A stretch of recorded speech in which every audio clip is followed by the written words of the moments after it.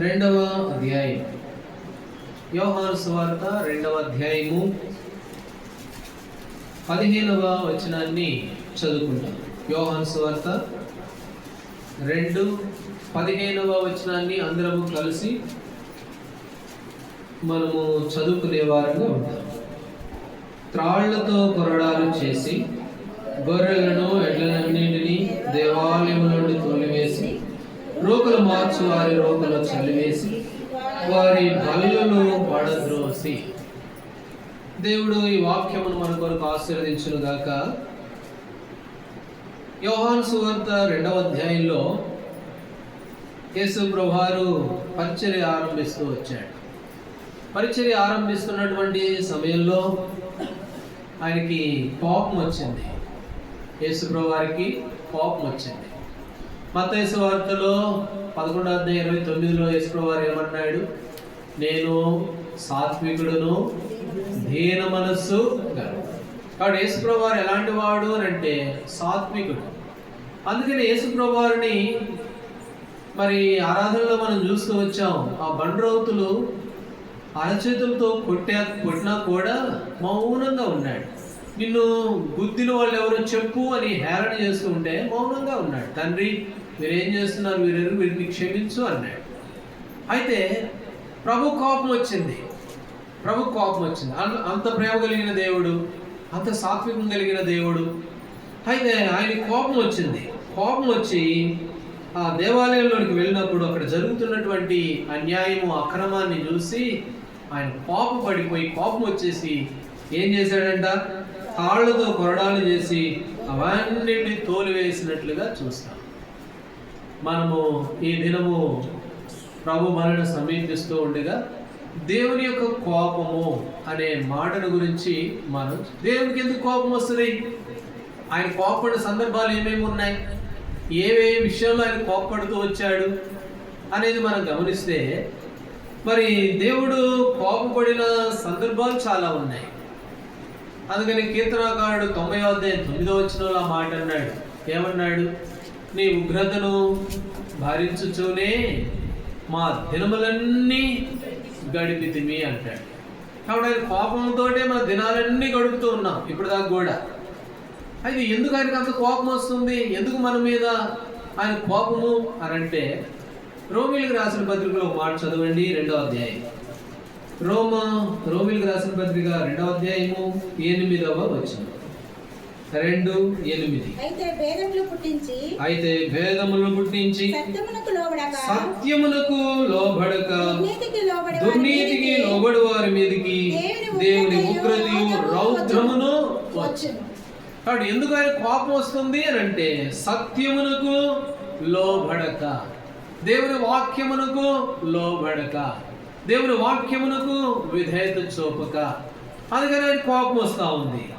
అందుకని కీర్తనకారుడు అన్నాడు, ఏదో బ్రతుకుతున్నాంలేయ్యా, దినాలన్నీ నడిపిస్తున్నాలే కానీ 90వ అధ్యాయం 9వ వచనంలో, నీ ఉగ్రతను భరించుచునే మా దినాలన్నీ గడిచిపోతూ ఉన్నాయి, నీ కోపంతోటే మా దినాలన్నీ గడిచిపోతున్నాయి. ఎందుకు అని అంటే, సత్యమునకు లోబడక ఉన్న వారి విషయంలో ఆయన ఉగ్రత, ఆయన కోపము ఉంటూ ఉంది.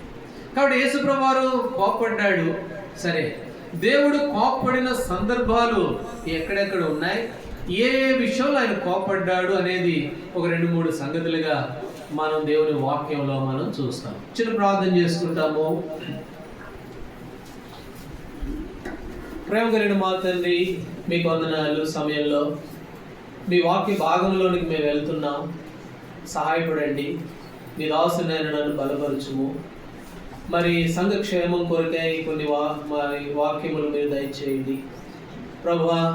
మా దినాలన్నీ కూడా మరి మీ కోపంతో, మీ రౌద్రముతోటే మేము గడుపుతూ ఉన్నాం. ఏం కారణం అని అంటే, సత్యమునకు లోబడిన వారి మీద రౌద్రము, ఉగ్రత ఉంటుందని చెప్పారు. నిజమే, మా జీవితాల అనుభవం లేకపోలేదు. అయితే ప్రభువా, మేము అవన్నీ కూడా మరి నా తండ్రి మీ సన్నిధిలో క్షమాపణ పొంది ఆ రీతిగా సిద్ధపాటు కలిగి ఉన్నట్లుగా సహాయపడు. సమయంలో మీరే నా తండ్రి సహాయపడి నామని మహిమ తెచ్చుకోమని యేసు ప్రభువారి శ్రేష్టమైన నామములో ప్రార్థించి వేడుకుంటున్నాం తండ్రి, ఆమేన్. ఇప్పుడు దేవుడు కోపపడుతూ ఉన్నాడు. ఆయనకి కోపం ఎందుకు వచ్చింది అనేది మనం గమనిస్తే, మొట్టమొదటిసారి కాదు, చాలాసార్లు జరిగిందిలే, కానీ మొదటి తలపుగా మనం చూస్తాము. నిర్గమకాండం 4వ అధ్యాయంలో మోషే దగ్గరికి వెళ్తాం. రండి, నిర్గమకాండము 4వ అధ్యాయము. మోషేతో దేవుడు మాట్లాడుతూ ఉన్నాడు. 4:14 వచనం చదవండి. 4వ అధ్యాయం 14వ వచనం. ఆయన మోషే మీద కోపపడి, లేవీయుడవు అన్నయ్య అహరోను లేడా? అతడు బాగుగా మాట్లాడగలడని నేను ఎరుగుదును. ఇదిగో అతడు నిన్ను ఎదుర్కొన్నట్టు వచ్చుచున్నాడు. అతడు నిన్ను చూసి సంతోషించు. ఇప్పుడు ఈ నిర్గమకాండం 4వ అధ్యాయం 10 నుంచి దేవుడితో మోషే మాట్లాడుతూ ఉన్నాడు. ఇక మోషే అంటున్నాడు, ప్రభువా నాకు మాటలు రావు, నేను నత్తోడిని, నేను సరిగా చేయలేను, నా వల్ల కాదు అంటే, దేవుడేమో అన్నిటికీ సమాధానం, నేను నోరిచ్చిన వాడిని నేను గానా, నువ్వు వెళ్ళు, నీకు సాయం చేస్తానులే, ఏం కాదు లేపో, నా ప్రజలు విడిపించు, బయట ఆ తలుపు తీయనమ్మా, అదే దాని కింద అది, కాబట్టి నువ్వు వెళ్ళు, ఏం కాదు, నేను ఉన్నాను కదా. దేవుడు చాలా సేపు మోషేతో మాట్లాడుతూ వచ్చాడు. మోషేతో మాట్లాడుతూ వస్తే 13వ వచనంలో మోషే దేవునితో మాట్లాడి 13వ వచనంలో ఏమన్నాడు? అందుకతడు, అయ్యో ప్రభువా, నీవు పంపదలిచిన వారినే పంపమని. కాబట్టి చెప్పాడు దేవుడు కూడా, నేను సాయం చేస్తానులేయ్యా, నేను నీకు మాటలు ఇస్తానులే, చేసేది నేను కాదు, ఈ కర్ర తీసుకోపో, ఈ కర్ర అక్కడ పడి వాళ్ళ ముందు అది పాము అవుద్ది, మళ్ళీ ఇదిగో ఈ అద్భుతం చేయి, ఇలా చేయి, అలా చేయి. దేవుడు చెబుతూ సహాయం నేను చేస్తాను పో అని అంటే, ఇక తప్పించుకోలేక మోషే ఏం చేశాడంటే, ప్రభా, అయ్యో ప్రభా, నువ్వు పంపాలనుకున్న వాళ్ళు పంపి నన్ను ఎందుకు పట్టుకున్నావు అని అన్నప్పుడు, అప్పుడు 14వ వచనంలో ఆయన మోషే మీద కోపపడి, ఎందుకు దేవునికి కోపం వచ్చింది అని అంటే, మోషే ఏమో చెప్పిన పని చేయమంటే ఎన్నో సాకులు చెబుతా ఉన్నాడు. నేను పోలేనండి, నాకు నోరు సరిగా లేదండి, నేను మాట్లాడలేనండి, అదండి ఇదండి, ఎన్ని సాకులు. అందుకని దేవునికి ఏమొచ్చింది అని అంటే, ఆయనకి కోపం వచ్చినట్లుగా చూస్తాం. కాబట్టి సాకులు చెప్తే ఆయనకు కోపం వస్తుంది. కీర్తనలో మనం ఇందాక చెప్పుకున్నాం, 90వ అధ్యాయం 9వ వచనం, నీ ఉగ్రతను భరించుతూనే మా దినాలు గడుపుతున్నాయి. ఏ కారణం అని అంటే, ఎందుకనంటే సాకులు చెప్పడం ద్వారా ఏమొస్తుందంటే ఆయన కోపం వస్తుంది. దేవుని మందిరంలో, దేవుని సన్నిధిలో సాకులు అస్సలు చెప్పకూడదు. అందుకు మోషే అన్నాడు, నువ్వు ఎవరు పంపించు అలా పంపించాను, నా మీద ఎందుకు పెట్టుకున్నావు ఆశలు, నేను కాదులే అని అంటే, అప్పుడు మోషే మీద దేవునికి ఏమొచ్చిందంట? కోపం వచ్చినట్లుగా చూస్తాం. మొదటి రాజుల గ్రంథము 11వ అధ్యాయము 28వ వచనం. మొదటి రాజుల గ్రంథం 11వ అధ్యాయము 28. 11వ అధ్యాయము 28వ వచనం చదవండి. అయితే యెరోబాము ఇతడు మహాబలాఢ్యుడై ఉండగా యవనుడగు ఇతడు పని యందు శ్రద్ధ గలవాడని. ఇక్కడ యెరోబాము అనేటువంటి మనుషుడు ఉన్నాడు. ఎట్లాంటి వాడంట? పని యందు శ్రద్ధ కలిగిన వాడు, పని చేయడానికి శ్రద్ధ కలిగిన వాడు. మోషేమో నా వల్ల కాదులేండి, నేను చేయలేనులేండి, సాకులు చెప్తూ ఉన్నాడులే. కానీ అయితే యెరోబాము అనేటువంటి ఒక మనుషుడు సొలొమోను కనుక్కున్నాడు, ఇతడు పని యందు ఎట్లాంటి వాడు? శ్రద్ధ కలిగిన వాడు. ప్రసంగిలో ఒక మాట ఉంది 10వ అధ్యాయంలో, నీ చేతికి వచ్చిన 9వ అధ్యాయం 10వ వచనంలో, నీ చేతికి వచ్చిన ఏ పనైనా కూడా ఎట్లా చేయాలంట? శ్రద్ధగా చెయ్యి, శక్తి వంచన లేకుండా చెయ్యి. కాబట్టి మోషే రాయ్య పని చేద్దు రాయ్య అంటే, నేను అది ప్రభావ, నేను చేయలేను ప్రభావ, నేను ఎవరినైనా పంపించు, ఎన్నో సాకులు. ఇలా సాకులు చెప్పడం ద్వారా మోషే మీద ఏమొచ్చిందంట? దేవుని కోపం వచ్చినట్లుగా చూస్తాం. కాబట్టి దేవుని బిడ్డలంగా ప్రభువుని ఆరాధిస్తున్నాం, సంతోషము, ప్రభువుని బలని పాలొందుతూ ఉన్నాం, అది సంతోషమే.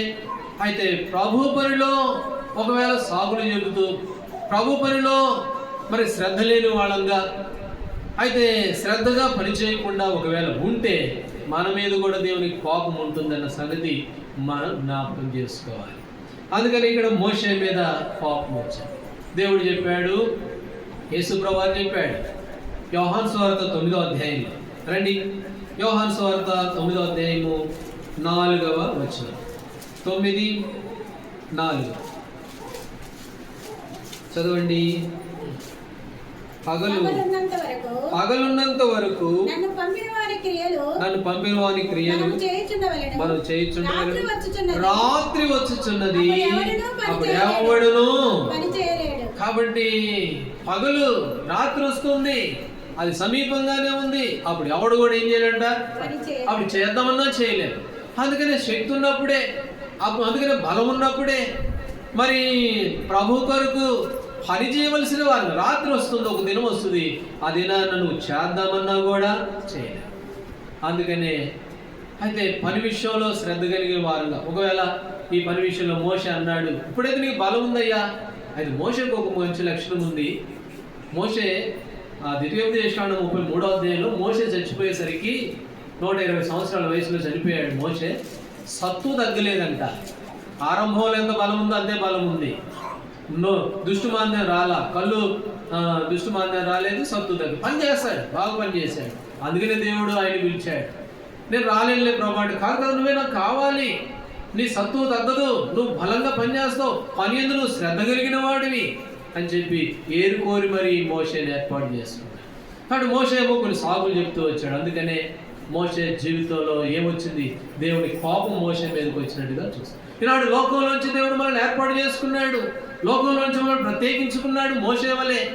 అయితే మనం కూడా ఆయన పని చేయవలసిన వారంగా ఉన్నాం. యెరోబాము వలె శ్రద్ధగా పని చేయాలి. చేతికొచ్చిన ఏ పని అయినా సరే అశ్రద్ధగా చేయకూడదు. అశ్రద్ధగా చేయవాడు శాపగ్రస్తుడు. కాబట్టి మరి పగలులోనే ఉన్నాం, రాత్రి వస్తుంది, ఆ రాత్రి కాలంలో ఏం చేయలేదు. పగలున్నంత వరకు పని చేయవలసిన వారంగా. ఇది భాగ్యము ప్రభువులకి. ప్రభు పని విషయంలో మరి మనం ఎలాంటి వారంగా ఉన్నాము అనేది పరీక్షించుకోవాలి. సాకులు చెప్తున్నామా? కాబట్టి సాకులు చెప్పి ఆ పనిని మనం చేయలేని వారంగా ఉన్నామేమో.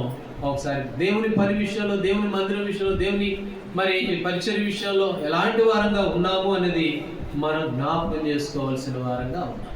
కొలస్సీ 3వ అధ్యాయం 23వ వచనంలో కంటికి కనబడవలనని చదవండి అన్నమాట. కొలస్సీ 3:23.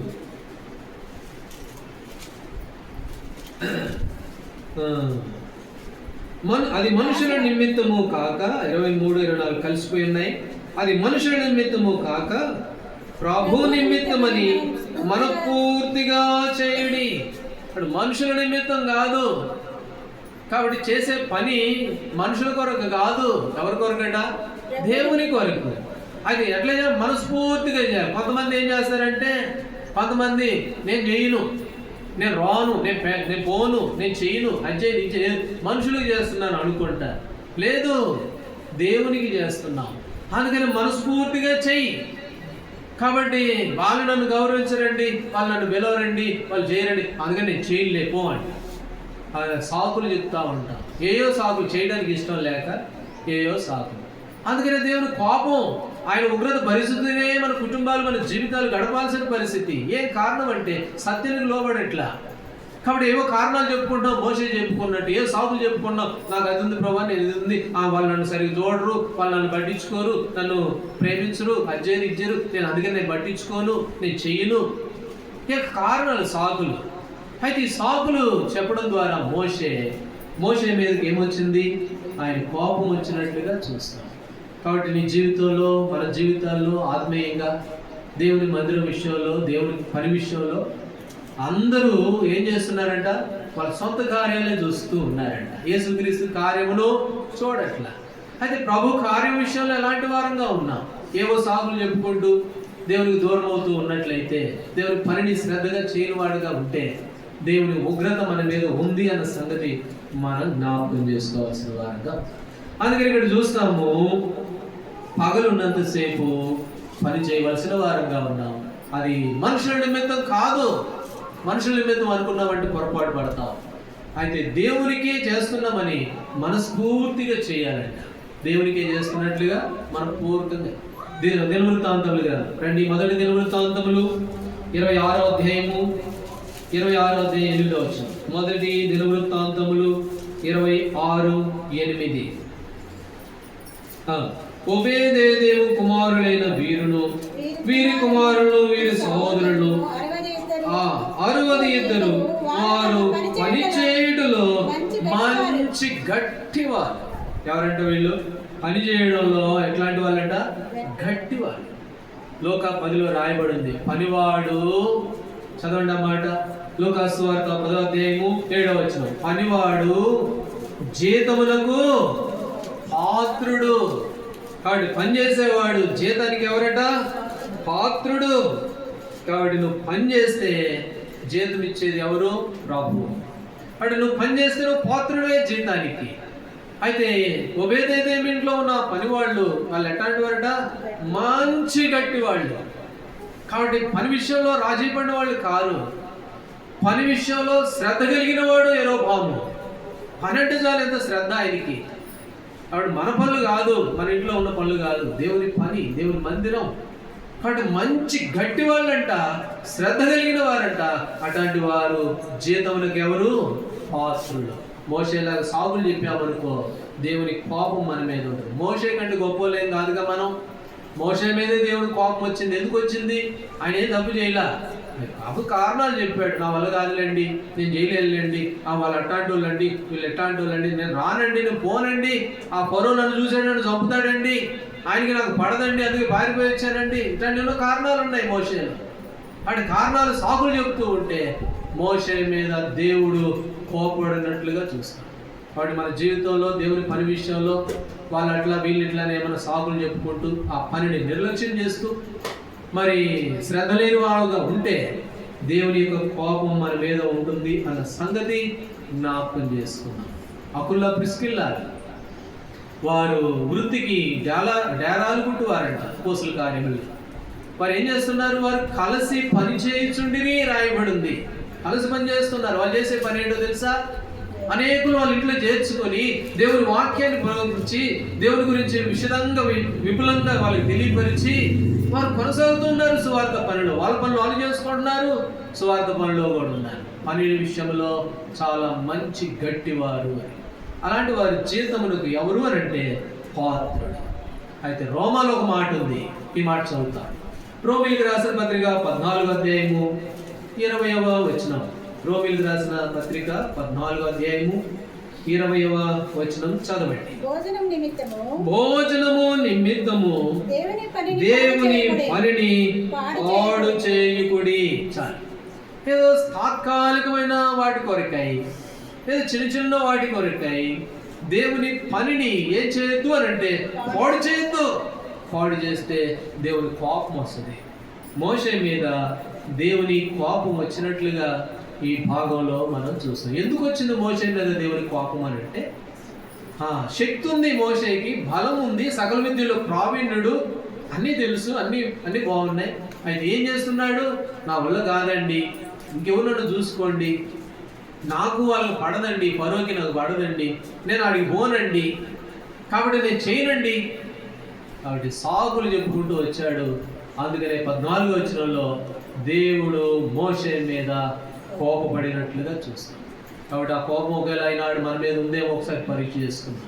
ఎక్కడెక్కడ దేవుని విషయాల్లో సాకులు చెప్పుకుంటూ తప్పుకున్నావా ఖచ్చితంగా దేవుని కోపం మన మీద ఉంటుంది. సో రోమీయులకు రాసిన పత్రికలో చదువుకున్నాం కదా, సత్యమునకు లోబడక ఉన్న వారి మీద ఆయన రౌద్రం ఉంటుంది. కీర్తనల గ్రంథం 9:9 మన దినాలన్నీ కూడా ఆయన కోపంతో ఉగ్రత భరిస్తూనే గడుపుతూ ఉన్నాం. కాబట్టి అందుకనే ఈ పరిస్థితులు, అనేక కుటుంబాల్లో అనేక నెమ్మది లేదు, అనేక శోధనలు, అనేక పరిస్థితులు. ఏ కారణం అని అంటే ఎక్కడ తప్పిపోతూ ఉన్నావు. ఏ చిన్న చిన్న విషయాలు కాదు, దేవుని పని నీ చేతికి వచ్చిన ఏ పనైనా శక్తి వంచన లేకుండా చేయమని వాక్యం చెబుతూ ఉంటే శక్తి వంచన చేసుకుంటూ నేను చేయలే, నేను కాదులే అని సాకులు చెప్పుకుంటూ తప్పుకుంటూ ఉంటే దేవుని కోపం మన మీద నిలిచి ఉంటుంది అన్న సంగతి మనం మొట్టమొదటి తలపులో మనం చూస్తాం. సరే, ఇప్పుడు రెండో విషయానికి వెళ్దాం. కీర్తనల గ్రంథం 78వ అధ్యాయం. కీర్తనల గ్రంథం 78వ అధ్యాయము 20-21 2 చదవండి. 78వ కీర్తన 20వ అధ్యాయము 21. ఆయన బండను కొట్టగా నీరు ఉబికెను, నీళ్లు కాలువలై పారెను. ఆయన ఆహారం ఇయ్యగలడా, ఆయన తన ప్రజలకు మాంసం సిద్ధపరచగలడా అని వారు చెప్పుకొనిరి. యెహోవా ఈ మాట విని కోపగించెను. చాలు.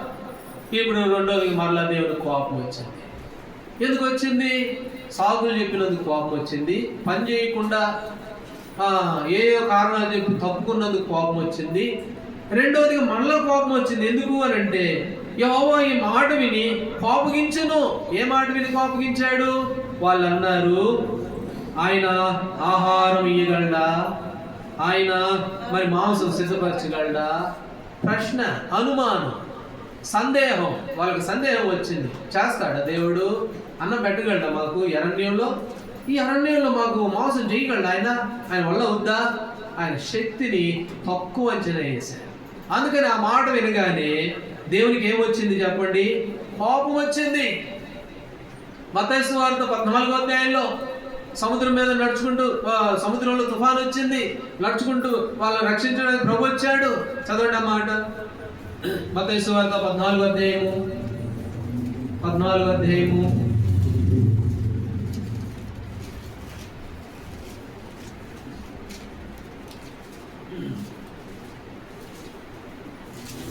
14వ అధ్యాయంలో చదవండి 31వ వచనం.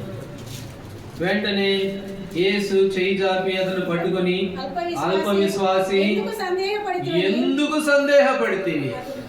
కాబట్టి నువ్వే అన్నావుగా, ప్రభా నువ్వే అయితే నేను కూడా వస్తానంటే రమ్మంటిని, నువ్వే వస్తేవి, నడిస్తేవి, నేల మీద నడిస్తేవి, రక్షణ పొందుకుంటేవి, అప్పటి నుంచి ఇప్పుడు దాకా బాగానే ఉంటివి, ఆత్మీయంగా బలంగానే ఉంటివి, రమ్మంటే నడిస్తేవి, విశ్వాసంతో నడిస్తేవి నేల మీద. అయితే ఇప్పుడు ఏమైపోయింది? మునిగిపోతా ఉన్నావే. అప్పుడు ప్రభు అన్నాడు, అల్ప విశ్వాసి, ఎందుకు సందేహపడ్డావు? 4 అడుగులు వేసినోడు ఇంకా 4 అడుగులు వేయలేకపోతావా? 4 అడుగులు నేను నేల మీద నడిపించానోడి ఇంకా 4 అడుగులు వేయలేనా? అంత దగ్గరికి వచ్చినోడి అది ఎందుకు సందేహపడుతూ ఉన్నావు? అటు వాళ్ళు కూడా అనుకున్నారు, చేయగలడా ప్రభు? ఇక్కడ మాకు అరణ్యంలో సిద్ధపరచగలడా, అది చేయగలడా, ఇది చేయగలడా, మాంసం పెట్టగలడా మాకు? ఇక్కడ ఎక్కడ దొరుకుతుంది? ఇదంతా ఎడారి కదా, ఒక పెట్ట కూడా దొరికితే ఇక్కడేం చేయగలడా ఆయన? సందేహపడుతూ వచ్చారు. అందుకనే మరి పేతురు విషయంలో కూడా ఎందుకు సందేహపడ్డావు, ఎందుకంత అపనమ్మకం ఎందుకు అని అన్నట్లుగా చూస్తాం. ఇదే మత్తయి సువార్త 28లో కూడా మార్చబడింది. యేసు ప్రభువు వారు తిరిగి లేచి శిష్యుల మధ్యకి వెళ్ళాడు. శిష్యుల మధ్యకి వెళ్ళినప్పుడు అక్కడ వారికి ప్రత్యక్షమైనప్పుడు వారు ఏం చేస్తూ వచ్చారంటే కొంతమంది మోక్కారంట ఆయనకి. మత్తయి సువార్త 28వ అధ్యాయం 17వ వచనం. వారు ఆయనను చూచి ఆయనకు మ్రొక్కిరి గాని కొందరు సందేహించి. కొంతమంది ఏమో అనుమానం, కొంతమంది ఏమో నమ్మకంగా ఉన్నారు, కొంతమంది ఏమో బలంగా ఉన్నారు. నమ్మదగిన వాడండి, వాగ్దానం చేసిన వాడు నమ్మదగిన వాడు, ఆయన తప్పకుండా సహాయపడతాడని కొందరు నమ్మారు. కొంతమంది ఎట్లున్నారు అని అంటే కొంతమంది ఏమో సందేహించినట్లుగా చూస్తాం. కాబట్టి సందేహపడినా ఆయన కోపం వస్తుంది. ఆయన కోపం రావడానికి రెండో కారణం ఏంటంటే ఆయన చేయగలడా, ఆయన చేస్తాడా, ఆయనకు అంత శక్తి ఉందా? సందేహపడ్డారు వీళ్ళు. అందుకనే ఆ మాట వినగానే దేవుడికి ఏమొచ్చింది? కోపం వచ్చినట్లుగా చూస్తాం. సందేహపడే వారి గురించి ఏమని రాయబడిందో తెలుసా? వాక్యం ఏం సెలవిస్తుందో తెలుసా? యాకోబు రాసిన పత్రిక 1వ అధ్యాయం. యాకోబు రాసిన పత్రిక 1వ అధ్యాయము 6వ వచనం. ఈ సందేహపడే వారి గురించి ఏమని చెప్తుంది వాక్యము? అయితే అతడు ఏమాత్రము సందేహింపక విశ్వాసముతో అడుగువలెను. సందేహించువాడు గాలి చేత రేపబడి ఎగిరిపడు సముద్ర తరంగమును. కాబట్టి సందేహపడేవాడు ఎట్లాంటి ఎగిరిపడే పొట్టును, సముద్రపు తరంగమును. కాబట్టి ఎట్లా అడగాల? సందేహం లేకుండా ప్రభువుని అడగాలి. అందుకని కీర్తనకారుడు ఆ మాట అన్నాడు 26వ అధ్యాయం 1వ వచనంలో. కీర్తన గ్రంథం 26వ అధ్యాయం 1వ వచనంలో కీర్తనకారుడు తన తీర్మానము ఎలాంటిదిగా ఉంది ప్రభువులో అని అంటే 26:1 యెహోవా నేను యథార్థవంతుడై ప్రవర్తించుచున్నాను, తీర్చుము. ఏమీ సందేహపడకుండా యెహోవా యందు నేను నమ్మిక ఉంచి ఏమి సందేహపడనే. కాబట్టి ఏ విషయంలో కూడా నేను సందేహపడి, ఏమి కూడా సందేహం లేదు నా దేవుడు అంటే. కాబట్టి ప్రోబిడలంగా మనము కూడా సందేహం లేని వారం వలె, సందేహపడ్డామా దేవునికి ఆయన కోపం మన మీద ఉన్నట్లే. సందేహపడేవాడు ఎగిరిపడే తరంగంలో పోలి ఉంటాడు. కాబట్టి సందేహపడక దేవుని విషయంలో నమ్మదగిన ప్రభు నమ్మకమైన వాడు, వాగ్దానం చేసిన వాడు, నమ్మదగిన వాడు. కాబట్టి వాళ్ళు అనుకున్నారు ఈ అరణ్యంలో ఆయన ఏమైనా చేయగలడా, ఏమైనా చేస్తాడా, ఇవ్వగలడా. కాబట్టి అలాగూ వాళ్ళు డౌట్, మరి సందేహం. అందుకని ఆయన కోపం వచ్చినట్లుగా చూస్తాం. తిమోతికి రాసిన 2వ పత్రికలో ఒక మాట చదవండి, 3వ అధ్యాయం 5వ వచనం. తిమోతికి రాసిన 2వ పత్రిక 3వ అధ్యాయము 5వ వచనం. పైకి భక్తి గల వారి వలె ఉండి దాని శక్తిని ఆశ్రయించిన వారినై విముఖుడవై ఉండు. కాబట్టి భక్తి కలిగిన వారంగా ఉంటాం, కానీ దేవుని శక్తిని తక్కువ అంచనా వేస్తాం. ఆయన చేస్తాడో చేయలేడో. వాడు భక్తి కలిగిన వారమై ఆయన శక్తిని ఆశ్రయించి, వారికి దేవుడు ఎలాంటి వాడుగా ఉంటాడంటే విముఖుడుగా, దూరంగా ఉంటాడు అంతే. కాబట్టి ఒకసారి జరిగింది ఒక మాట. యేసు ప్రభువారు ఆ ఇంట్లో ఉన్నాడు. మార్కు సువార్త 14వ అధ్యాయంలో ఆ ఇంట్లో ఉన్నప్పుడు ఒక ఆమె వచ్చింది. ప్రభు దగ్గరికి వచ్చి ఏడ్చుకుంటూ వచ్చి ఆమె దగ్గర ఒక వస్తువు ఉంటే ఆ వస్తువుని ఏం చేసింది చూడండి. మార్కు సువార్త 14వ అధ్యాయము 8వ వచనం. ఈమె తన శక్తి కొలది చేసి నా భూస్థాపన నిమిత్తం నా శరీరం ముందుగా అభిషేకించను. ఒక అత్తరు సీసా పట్టుకొచ్చింది ఆమె. ఆ అత్తరు సీసా తీసుకొని వచ్చి దాన్ని పగలు కొట్టి ఆయన పాదాలకు రాసింది.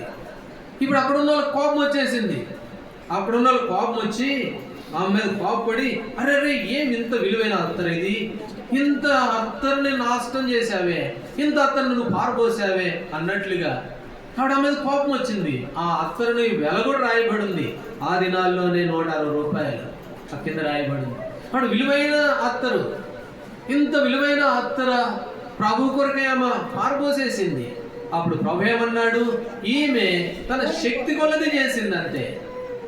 ఆమె నమ్మింది, నా ప్రభు ఆయన మరణిస్తాడు, తిరిగి లెగుస్తాడు, ఆయన భూస్థాపన నిమిత్తం ముందుగా సిద్ధపరిచింది. ప్రభు మీద విశ్వాసం ఉంది. ఈ అత్తరు పోతే పోని, అందుకంటే శ్రేష్టమైన నాకు ఇవ్వగలడు నా దేవుడు. నమ్మింది ఆమె. వీళ్ళేమో అరే నష్టం చేసావే, నువ్వు పగలు కొట్టావే, పారబోసావే, ఎంత నష్టం అయిపోయింది. కాబట్టి ఈమె తన శక్తి కొలది ఆమె చేసినట్లుగా ప్రభు మీద సంపూర్ణమైనటువంటి విశ్వాసము, సంపూర్ణమైనటువంటి నమ్మకము. వాడు ప్రోబిడలంగా మన జీవితాల్లో మరి ప్రకటన గ్రంథంలో ఆ సంఘముల గురించి దేవుడు ఆ మాట అన్నాడు. ఏమన్నాడు ఆ సంఘముల గురించి చూడండి. ఆ మాట చదువుతాం. ప్రకటన గ్రంథము 3వ అధ్యాయము 8వ వచనం. ప్రకటన 3:8. నేను ఎరుగుదును, నీకున్న శక్తి కొంచెమైనను నీవు నా వాక్యమును గైకొని నా నామమును ఎరగనను లేదు. ఇదిగో తలుపు నీ ఎదుట, దాన్ని ఎవడు కూడా. నీకున్న శక్తి కొంచెమే. మాసిదోనియా సంఘస్థులు ఎట్లాంటి వాళ్ళట, వారు చాలా పేదవాళ్ళు. అయితే వారు ఎంతగా ప్రభుని ప్రేమిస్తూ ఉన్నారు. నీకున్న శక్తి కొంచెమే, అయినా కూడా నీ శక్తి చొప్పున నువ్వు నా ఎందుకు విశ్వాసం ఉంచావు, నమ్మకం ఉంచావు. అయితే నీ ఎదుటే తలుపు తీసి ఉంచాను, ఎవడు కూడా దాన్ని వేయలేడు. యేసు ప్రభువు మలాకీలు అన్నాడు కదా, ఆకాశపు వాకిళ్ళు విప్పుతాను, దానికి ఎవడు మూయలేడు అంతే. కాబట్టి ఈమె కూడా అరే చాలా విలువైన అత్తరు, దీన్ని అమ్మితే చాలా డబ్బులు వస్తాయి. సంగతి ఏమికి తెలుసు, వాళ్ళకే కాదు, వస్తువు కలిగిన ఆమెకి ఏమికి తెలియకుండా ఎలా ఉంటుంది. అది ఏమికి కూడా తెలుసు. కానీ లేదు, ఇది నా ప్రభువు నిమిత్తమైన శక్తి వల్ల నేను ఇచ్చేసేయాలి, అందుకంటే శ్రేష్టమైన దేవుడు నాకు దొరికాడు, అంతకంటే నాకు ఎక్కువ కూడా ఇవ్వగలడు కూడా. ఆయన నమ్మింది. అయితే సందేహపడువాడు ఏమైపోతాడంటే ఎగిరిపడే తరంగలు, ఇది ఇస్తే ఏమవుతుందో ఏమో, ఇది అయిపోతే నా సంగతి ఏందో ఏమో, ఇది సందేహం. అందుకని ఆయన కోపం వచ్చింది. చేస్తాడంటావా ప్రభు? ఈ అరణ్యంలో భోజనం చేయగలడా? ఈ అరణ్యంలో మాకు మాంసం పెట్టగలడా? అవుతుందా? ఆయన వల్ల అవుతుందా? ఇది ఆయన వల్ల సందేహం, ఇశ్రాయేలు సందేశం. అప్పుడు ఆ మాట వినగానే దేవునికి ఏమొచ్చింది? కోపం వచ్చేసి. సందేహపడ్డావా? నీ ఆత్మీయ జీవితంలో ఆయన కోపం మన మీద ఉన్నట్లే. కాబట్టి ఏ విషయంలో సందేహపడిన అవసరం వల్ల ప్రభు నమ్మదగిన వాడు, ఆయన అద్భుతం ఆశ్చర్య కార్యములు చేయగలరు. ఇదిగో నేను తలుపు తీశాను, దాన్ని ఎవడు కూడా వేయలేడని ప్రభు అన్నాడు. కాబట్టి సందేహపడుగా ప్రభు కార్యాభివృద్ధి అందు ముందుకు కొనసాగే వారంగా, ఒకవేళ అలా లేవు అని అంటే ఖచ్చితంగా దేవుని యొక్క కోపము, ఆయన ఆ కోపం కిందే మనం నడుస్తున్నాము అన్న సంగతి రెండవదిగా మనం జ్ఞాపకం చేసుకోవాలి. సరే, మూడో విషయానికి వెళ్దాం రండి. 2వ దినవృత్తాంతములు 29వ అధ్యాయం. 2వ దినవృత్తాంతముల గ్రంథము 29వ అధ్యాయము 29వ అధ్యాయం 6వ వచనం చదవండి. 29:6. మన పితరులు ద్రోహులైన మన దేవుడైన యెహోవా దృష్టికి చెడు నడతలు నడిచి ఆయనను విసర్జించి ఆయన నివాసమునకు ఎడముఖం పెట్టుకొని దానిని అలక్ష్యము చేసిరి. ఇప్పుడు 8వ వచనం చదవండి. అందుచేత యెహోవా యూదా వారి మీదను యెరూషలేము కాపురస్తుల మీదను కోపించి ఇప్పుడు మళ్ళీ దేవునికి కోపం వచ్చింది. ఒకటేమో సాకులు చెప్పినందుకు కోపం వచ్చింది, రెండోది ఆయన శక్తిని నమ్మనందుకు కోపం వచ్చింది, మూడోదిగా ఆయనకి ఎందుకు కోపం వచ్చింది అంటే మన పితరులు ద్రోహులై దేవుని దృష్టికి చెడునాలతో నడిచారు, ఆయన నివాసమునకు ఏం పెట్టారంట? పెడముఖం పెట్టారు. పెడముఖం పెట్టారంట ఆయన నివాసమునకు, దేవుని మందిరమునకు పెడముఖం పెట్టి ఆయన మందిరమును వాళ్ళు ఏం చేశారంట? అలక్ష్యము చేశారు. దేవుని మందిరాన్ని అలక్ష్యం చేశారు, దేవుని మందిరమును నిర్లక్ష్యం చేశారు. దేవుని మందిరానికి వాళ్ళ ముఖం ఎట్లుంది అని అంటే పెడముఖం పెట్టినట్లుగా ఉన్నారు. అందుకనే 8వ వచనంలో ఆయన వారి మీద ఏం చేస్తూ వచ్చాడట? కోపగించినట్లుగా చూస్తాం. కాబట్టి మూడవదిగా దేవుని కోపం ఎందుకు వస్తుంది అని అంటే దేవుని మందిరమును పెడముఖం పెట్టుకుంటే కోపం వస్తుంది. ఆదికాండంలో ఇద్దరు వస్తే వాళ్ళిద్దరితో మాట్లాడు. ఇద్దరు వచ్చారు, ఒక ఆయన్ని చంపేశాడు. ఒక ఆయన్ని చంపేస్తే ఇప్పుడు ఆయన దగ్గరికి వెళ్ళి మాట్లాడుతున్నాడు. కయ్యూను 4వ అధ్యాయంలో నీ ముఖము చిన్నబుచ్చుకున్నావేంటి? దేవుడు మాట్లాడుతున్నాడు కయ్యూనుతో. మాట్లాడుతుంటే ప్రభా ఏదో పొరపాటు చేశానులయ్యా, నా తమ్ముడిని చంపడం నేరమే, వాడి మీద కోపపడడం నేరమే, ఏదో ఆవేశంలో జరిగిపోయిందిలేండి, నన్ను దయతో క్షమించండి అని అంటే ప్రభు క్షమించేవాడు కదా. ఆయన మాట్లాడుతూ ఉంటే, దేవుడు మాట్లాడుతుంటే ఏం నా తమ్ముడికి నేను ఏమైనా కావాలనుకుంటున్నావా? వాడు అడిగాడు, నాకేం తెలుసు. కాబట్టి కొంచెం కూడా పశ్చాత్తాపం లేదు. అప్పుడు ప్రభు అన్నాడు 4వ అధ్యాయంలో, ఎన్నో వచ్చినావు? ఆదికాండం 4వ అధ్యాయం 3వ వచనమా? నీ ముఖము చిన్నబుచ్చుకున్నావేంటి అని.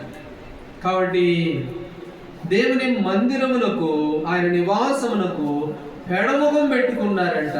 దేవుని మందిరమును వాళ్ళు ఏం చేశారంట? అలక్ష్యం చేశారు. అందుకని ఆయన కోపం వచ్చినట్లుగా చూస్తారు. 1 తిమోతికి రాసిన పత్రికలో మాట చదవండి.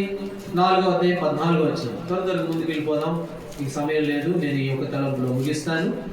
4వ అధ్యాయము 1 తిమోతి 14వ వచనం చదవండి. 14వ వచనం. పెద్దలు హస్త నిక్షేపము చేయగా ప్రవచన మూలముగా నీకు అనుగ్రహింపబడి నీలో ఉన్న వరమును అలక్ష్యము చేయకుము. ప్రభుని ఆరాధిస్తున్నాగా, ప్రభుని బలిలో పాల్గొంటున్నాగా, బాప్తీసంలో సాక్ష్యం ఇచ్చాం కదా. బాప్తీసంలో సాక్ష్యం ఇచ్చిన ప్రతి ఒక్కరూ వారి జ్ఞాపకం చేసుకుని మరొకసారి గుర్తు చేసుకోండి. బాప్తీసంలో ఆ రోజు బాప్తీసం పొందావు కదా నువ్వు. బాప్తీసం పొందిన రోజు పెద్దలు, సేవకులు నిన్ను కూర్చోబెట్టి నీ మీద చేతుల నుంచి వారు ప్రార్థన చేశారు. దీనినే హస్త నిక్షేపణ అంటారు. అలాగే వారు ఎప్పుడైతే నీ మీద చేతుల నుంచి ప్రార్థన చేశారో, ఆ ప్రార్థన చేస్తున్న సమయంలో దేవుడు నీకు ఒక వరం ఇచ్చాడు. కాబట్టి ఆ వరం ఏంటనేది నువ్వే జ్ఞాపకం చేసుకోవాలి. నీకు ఇచ్చిన వరం ఏంటనేది నువ్వే ఎరగాలి. ఏ వరం ఇచ్చాడు?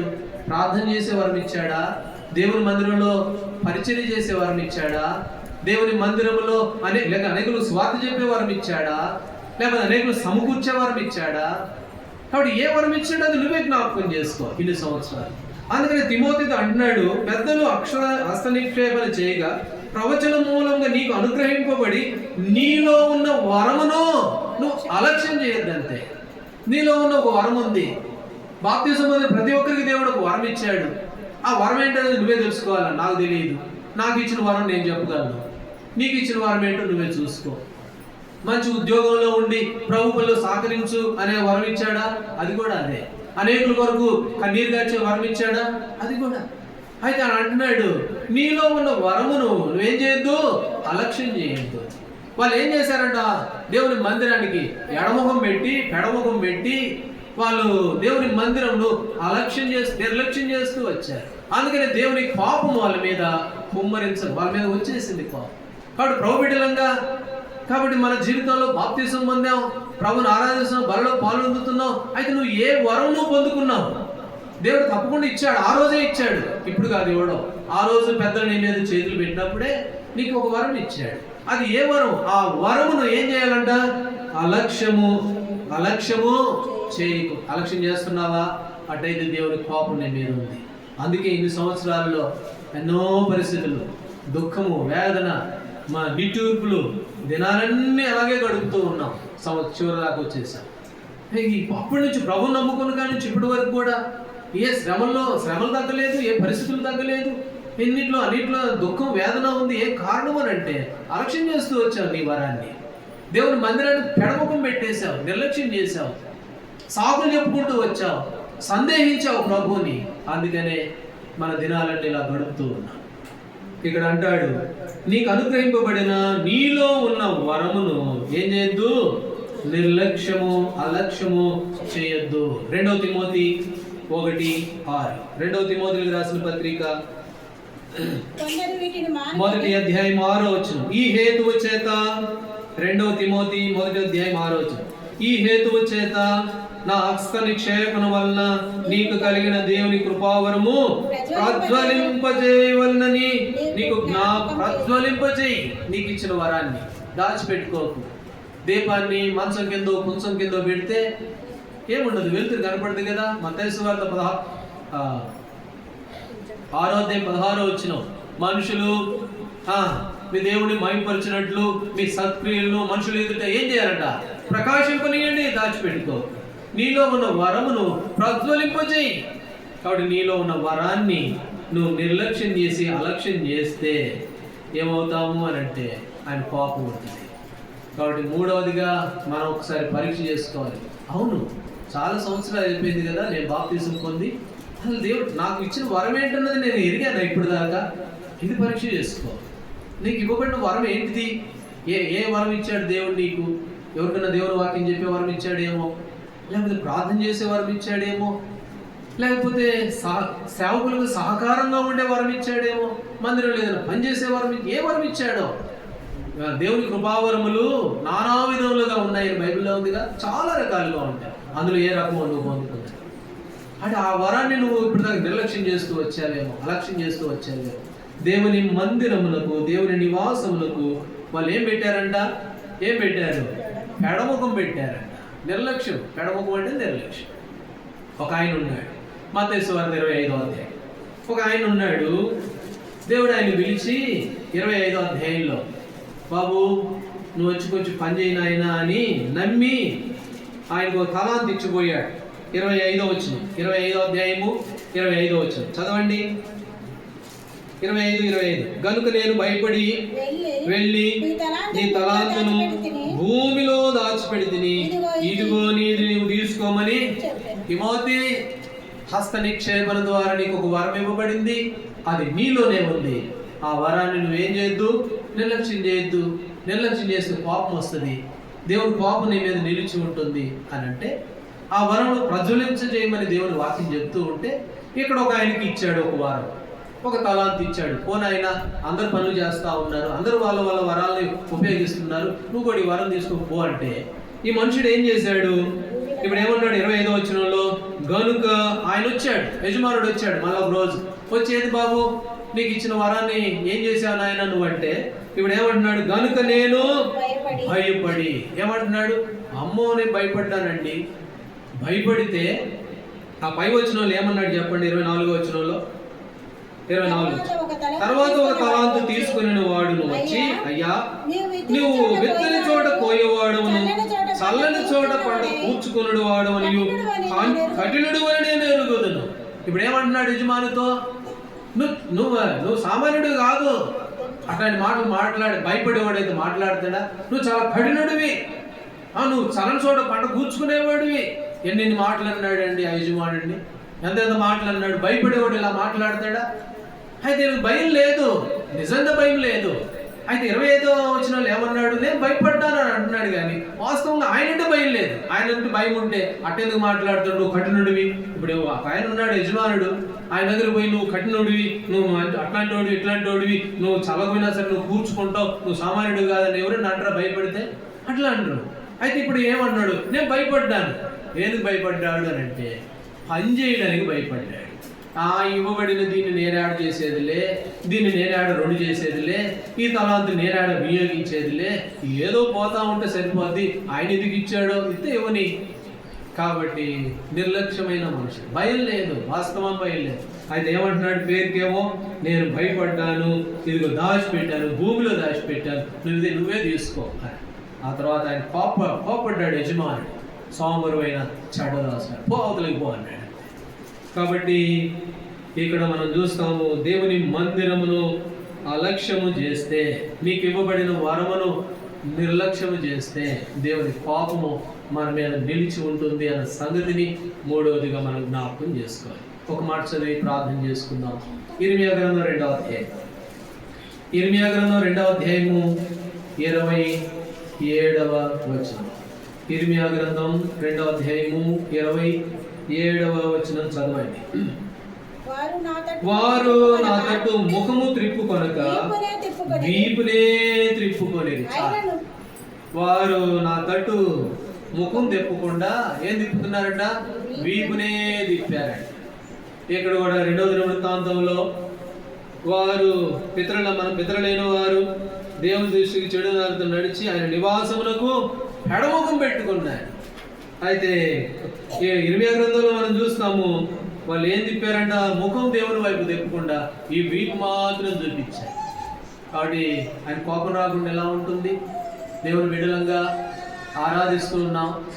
అయితే ఈ 3 అనుభవాలు ఒకసారి జ్ఞాపకం చేసుకున్నాం. నీలో ఉన్న వరాన్ని నువ్వు నిర్లక్ష్యం చేసి వీపునే దిక్కులు చూపిస్తున్నావా? ప్రభువుకి ముఖాన్ని చూపిస్తున్నావు. ఎడముఖం పెట్టుకొని ముఖం చెందుపుచ్చుకొని దేవుని మందిరం అంటే నిర్లక్ష్యంగా.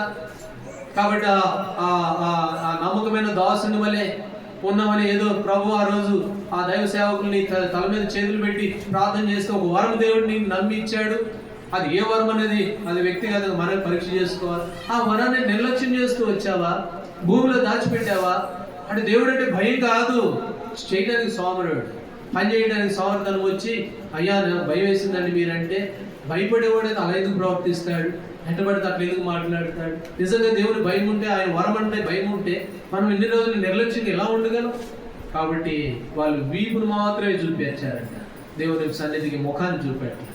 కాబట్టి మనం ఎలాంటి వారుగా ఉన్నాం? దేవుడు మాట్లాడితే కయ్యోను ముఖం చిన్నగుచ్చుకున్నాడు, ముఖం మార్చుకున్నాడు, పెడముఖం పెట్టుకుంటున్నావేమో. మూడవదిగా దేవుని మందిరం అంటే. కాబట్టి 3 అనుభవాలు దేవునికి. యోహాను సువార్త 2వ అధ్యాయంలో 12వ వచనంలో కాళ్ళు తీసుకున్నాడు, కొరడా చేశాడు. అదేంటండి? ఆయన కోపం రావడం ఏంటండి? ఆయన కోపపడడం ఏంటండి? ఆయన కోపం వస్తుందా అంటే వస్తుంది. ఎందుకు కోపం వచ్చింది? మోసే సాకులు చెప్పాడు. రాయ్యా పని చేద్దు రాయ్యా అంటే పని మీద శ్రద్ధ లేదు. దేవుని మందిరం, దేవుని సన్నిధి, దేవుని పని వాళ్ళ అందరూ తమ సొంత కార్యాలు అయితే బాగా చేసుకుంటున్నారు, కానీ ప్రభు కార్యాన్ని ఎవరు? మంచి గట్టి వాళ్ళు, బైబిల్లో కొంతమంది పని వాళ్ళు, చేతికి వచ్చిన పనిని శ్రద్ధగా చేసేవాళ్ళు, నిర్లక్ష్యం చేసేవాళ్ళు కాదు. అంటే పని విషయంలో ఎలాంటి వారంగా ఉన్నాం? ఏవో సాకులు చెప్పుకుంటూ, ఏవో కారణాలు చెప్పుకుంటూ వెనకడుగు వేస్తున్నామేమో దేవుని సన్నిధిలో. అందుకని ఆయన కోపం మన మీద ఉందన్న సంగతిని జ్ఞాపకం చేస్తున్నాం. రెండవదిగా ఎందుకు ఆయన కోపం వస్తుందంటే సందేహం. ఇది ఇస్తే ఏమవుద్దో, ఇది చేస్తే ఏమవుద్దో. కాబట్టి ప్రభు ఇస్తాడంటావా? సిద్ధపరచగలడా? మాంసం చేయగలడా? ఈ అరణ్యంలో ఆహారం సిద్ధపరచ సందేహం వచ్చింది. ఆ మాట వినగానే దేవుడికి కోపం వచ్చింది. దేవుడికి కోపం వచ్చింది. నన్నే సందేహించావు. ఓ పేతురు, ఎందుకు సందేహపడ్డావు? ఇప్పుడు దాకా నడిపించాను నిన్ను, ఇంకా నడిపించలేనా? ఎందుకు ఇంత సందేహం? కాబట్టి ఆమె సందేహపడినా, అమ్మ ఇంత విలువైన అత్తను పగలగొట్టి దిగ్గట్లా, ఇంకా మళ్ళీ నేను సంపాదించుకోగలనా? మళ్ళీ నేను దీన్ని పోగు చేసుకోగలనా? అని నాకు సందేహం లేదు. నా ప్రభు నమ్మది, ఆయన కోసం నేను ఏమైనా చేస్తాను, నా శక్తి కొలది చేస్తాను అన్నది, తన శక్తి కొలది చేసింది. కాబట్టి సందేహపడుతున్నావేమో దేవుడు ఇచ్చిన వాగ్దానం విషయంలో, దేవుని మందిరం విషయంలో. మూడవదిగా పెడముఖం. పెడముఖం అనేది ఏం చూపిస్తుంది? నిర్లక్ష్యం. నీలో ఉన్న వరాన్ని నిర్లక్ష్యం చేస్తా వచ్చు. ఇన్ని సంవత్సరాల్లో ఏ వరం ఇచ్చాడన్న పోనీ ఆ సంగతి ఎరిగామో మనం? దేవుడు నాకు ఏ వరం ఇచ్చాడు? ఎందుకు? దేవుని మందిర క్షేమం కొరకు, దేవుని సంఘక్షేమం కొరకు ప్రతి ఒక్కరికి ఒక వరం ఇచ్చాడు. అది ఏ వరం అనేది ఏదన్నా తెలుసా? పోనీ అదన్నా తెలుసుకున్నామా? అంటే దానికి ఏంటి అర్థం అంటే నిర్లక్ష్యం. వారు దేవుని మందిరమును నిర్లక్ష్యం పెట్టారు, ఆయన కోపం వచ్చింది. ఎక్కడికి మనం నిర్లక్ష్యంగా ఉన్నామేమో ఆత్మీయ జీవితంలో. అందుకనే నిట్టూర్పులు దుఃఖంతో వెలబుచ్చుతూ ఉన్నాం రోజులు. ఒకసారి పరీక్ష చేసుకుందాం. ప్రభు సమయం ఇచ్చాడు, ఆ సమయంలోని ప్రభు దగ్గర క్షమాపణ, ప్రభా ఇందుకే మా జీవితంలో నా దినాలన్నీ దుఃఖంతో వేదనతో గడుపుతూ ఉన్నాను. మేము సందేహించిన సందర్భాలు చాలా ఉన్నాయి. అంతేకాదు మీ సన్నిధికి వీపును చూపించాను కానీ ముఖాన్ని చూపించినోడు కాను. చాలాసార్లు దేవుని మందిరానికి అంటే నిర్లక్ష్యం చేశాను, అలక్ష్యం చేశాను, పెడముఖం పెట్టుకున్నాను. మాట్లాడినప్పుడు ముఖం చిన్నపుచ్చుకునే సందర్భాలు కూడా ఉన్నాయి నా జీవితంలో. అందుకనే ఇవన్నీ మరి నా జీవితంలో పొందుతున్నాను. ప్రభు క్షమించని ప్రభు దగ్గర మనం క్షమాపణ పొంది ఆ రకంగా తీర్మానం చేసుకున్న వారినై ప్రభు బలను సమీపించే వారంగా దేవుడు ఆ విధంగా మనకి సహాయపడంగా ప్రార్థన చేస్తాం.